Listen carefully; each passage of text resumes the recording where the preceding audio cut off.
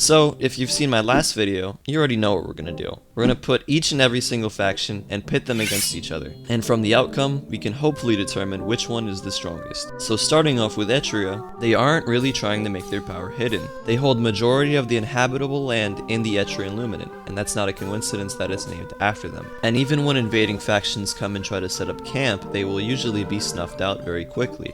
For example, take the Etris Siege event, an event where the Authority invades the capital of Etris, and almost every single time that it happens, the Authority seem to lose. And you'd be right to think that the power of the guards because of this is pretty good, but I'd like to think that it's because of the help from one man, the Lord Regent, who, as you know, is the fourth prophet of the ministry, and as such is very powerful, demonstrated by his contractor powers and his mind veil placed on Etris. And this is just a theory, but who's to say that his mind veil doesn't also strengthen his warriors, as fighting a guard stationed in Etris feels much more difficult than fighting a guard in Lower Erissia. But it could also be the other way around, in that it's weakening them when they leave the mind veil. But I don't know, let me know what you think. Moving on, we have the powerhouses, including the Attunement trainers and the Justicar trainer, but most importantly, the Maestro Evangard, a master of the blade who oversees the Isle of Vigils and teaches the newcomers there. And a statement from Archmage says that under certain conditions, he can be as strong as or even stronger than Amorous Bleaksteed, who, if you didn't know, invented Flame Charm. But I think that's enough talk about Etria.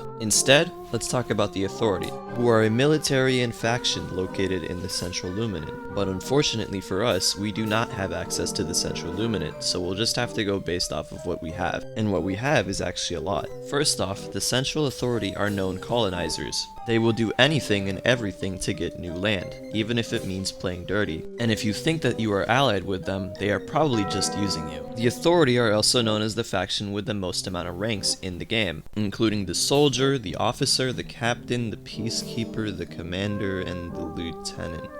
Yeah, it's very confusing, especially considering that the Captain is weaker than the Commander, but also not. And then there's the Lieutenant who's somehow weaker than a Peacekeeper. So I'm just gonna ignore these ranks, and instead talk about Warden Jericho, who was one of the first people to find out about Lord Regent's secret and lived to tell the tale. And according to the wiki, he also was stationed at the Tomb of the Nameless Warrior, and was the one who left behind the journal that stated, "You no need book, you have strong muscles," which players can read to unbind their strength, so it's assumed that he was pretty strong. And just to note that he is just a warden, which is not the confirmed highest ranking in the Authority. And despite being one of the most brutal and hated factions, they are still looking to help people. So who knows, maybe one day they'll become the underdog.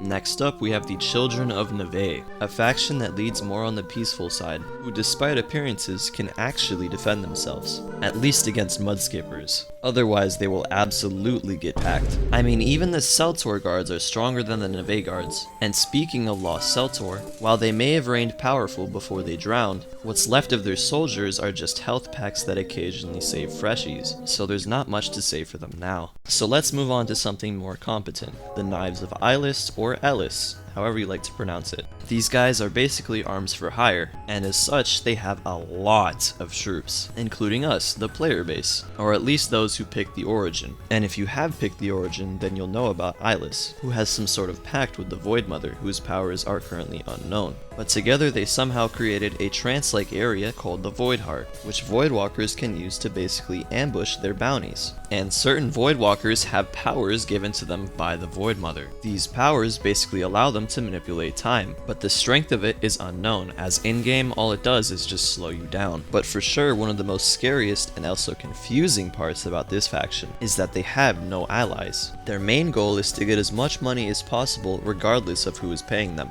So this means that if one day Etris decides to hire them to fight against the Authority, the next day the Authority can do the same to Etris. They will even take a job if it's on their own faction, and they have proven time and time again that they will win. But with that being said, let's move on to the next faction, the Ministry. Now, not much is known about the Ministry, other than that they have 9 prophets, with the first one supposedly being the strongest mortal alive, and the fourth one obviously being the Lord Regent. who was somehow, with help obviously, able to kill the previous king of Etris and take his place. And the most recent one we've heard of, the second prophet, who basically gave Chaser his blood powers. And now I kinda have a little theory here. While it's true that the ministry may be very strong in terms of power, I think the majority of their strength actually comes from their manipulative tactics. I mean, majority of the members here are just hidden in other factions. And how else would they have gotten that close to the king of Etris? We've already seen the authority try to brute force it and fail multiple times. So this is the only conclusion that would make sense. Next up, we have the Summer Company. They are a fairly small trading faction, but they specialize in firearms. And they also have a mini arena under their base, where people can train and fight for fun.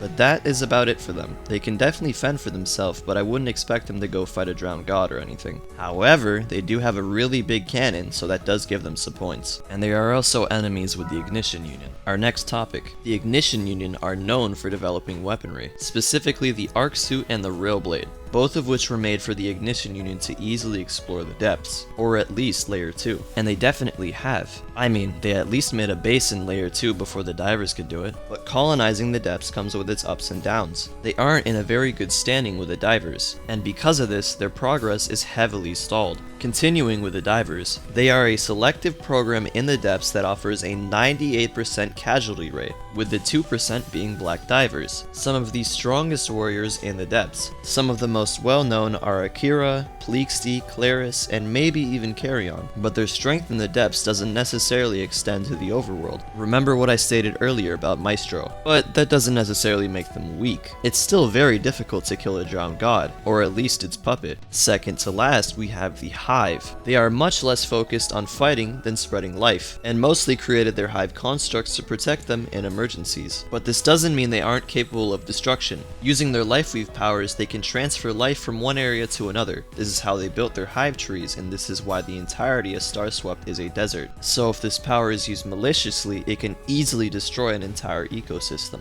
But finally, we have the 100 Legions. This is the faction in the game with the least amount of lore, and the only thing I can really say about their strength is that they supposedly have 100 legions that are supposedly also in the Western Luminant. Yeah, good luck in there. However, they did make the Legion card a fighting style and operate the Battle Royale map, so I'll give them credit for that. So yeah, that was every single faction. And here is the tier list I made ranking them by power. As you can see, Ministry is at the top, and it's not even close. I mean, they have so many powerful people, it wouldn't even be fair to put them anywhere else. And believe it or not, Lost Celtor is actually not at the bottom here. That would go to Neve. But what do you think? Let me know in the comments section. Anyways, have a good day, guys.